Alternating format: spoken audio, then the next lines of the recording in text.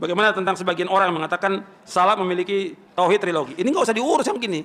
Ini orang-orang sakit ini.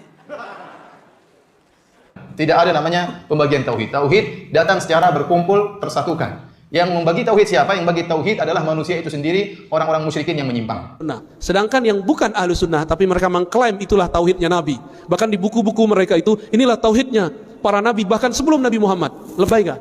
Emang para Nabi dulu tauhidnya uluhiyah, rububiyah, asma sifat? Bagi dia, kalau disebutkan Allah punya yadnya besar tapi bukan seperti tangan ini.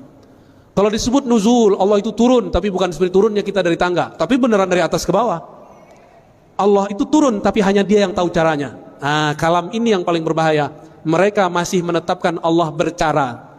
Disitulah kekeliruan asma dan sifat ajaran yang diwariskan Ibnu Taimiyah. Bagaimana tentang sebagian orang yang mengatakan salaf memiliki tauhid trilogi? Ini nggak usah diurus yang gini. Ini orang-orang sakit ini. Kita jangan urus mereka. Mereka dengan berbuat syirik, berbuat bidah dan segala macam. Kenapa? Sengaja dia membahas tentang ini supaya kita direpotkan, disibukkan oleh ini syubhat. Sudah dijawab oleh para ulama. Syekh Dr. Abdul Razak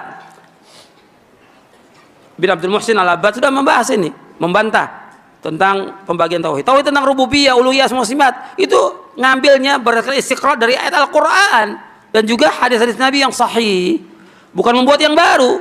Tidak ada namanya pembagian tauhid. Tauhid datang secara berkumpul, tersatukan.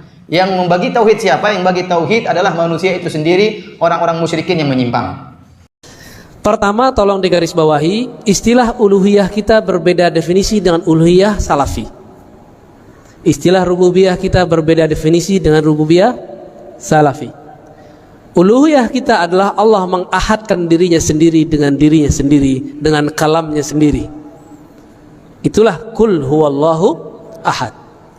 Hanya Allah lah yang bisa mengesahkan dirinya sendiri sesempurnanya. Itulah tauhid uluhiyah. Uluhiyah kita sebut juga dengan bab. Jadi kalau ahli-ahli tasawuf nyebutnya ahadiyah, tapi ahli akidah nyebutnya uluhiyah. Adapun yang kedua, tauhid samadiyah, yang boleh diartikan tauhid rububiyah, tauhid penciptaan, pengaturan alam semesta. Jadi Allah itu ngatur kita lewat nama As-Samad itu. Dengan As-Samad itulah Allah menghidupkan satu rambut di tubuh, satu sel di badan kita. Maka Allahus Samad disebut tauhid penciptaan, tauhid pengaturan alam semesta, bahwa dialah satu-satunya yang numbuhin rambut bapak sendiri atau Allah? Yang numbuhin badan mak kita atau Allah? Allah ya. Nah itu maksudnya. Itu biar gampang Pak. Dari tauhid ini, dari kata ahad kita turunkan nama Allah wujud. Dari kata samad turunlah sifat-sifat yang lain yang kita sebut sifat wajib, salbiyah, ma'ani, ma'nawiyah. Digabung jadilah sifat 20. Karena Bapak ini nggak bisa ngapalin sifat 20 sebagian, kalau Bapak mungkin bisa ngapalin. Yang lain kan susah Pak. Lalu bagaimana dengan tambahan? Orang yang menambahkan asma wa sifat, tunggu dulu, kita ganti topik. Uluhiyah rububiyah yang kita maksud barusan, ini akidah ahlus sunnah. Sedangkan yang bukan ahlus sunnah, tapi mereka mengklaim itulah tauhidnya Nabi. Bahkan di buku-buku mereka itu, inilah tauhidnya para Nabi, bahkan sebelum Nabi Muhammad. Lebay gak? Emang para Nabi dulu tauhidnya uluhiyah rububiyah asma sifat? Ada nggak mereka bagi tauhid? Nggak ada kan?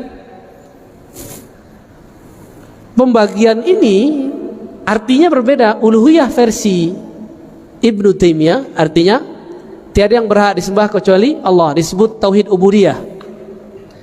Adapun tauhid rububiyah sama, tauhid penciptaan alam semesta. Mereka tambahkanlah satu, al-asma was sifat.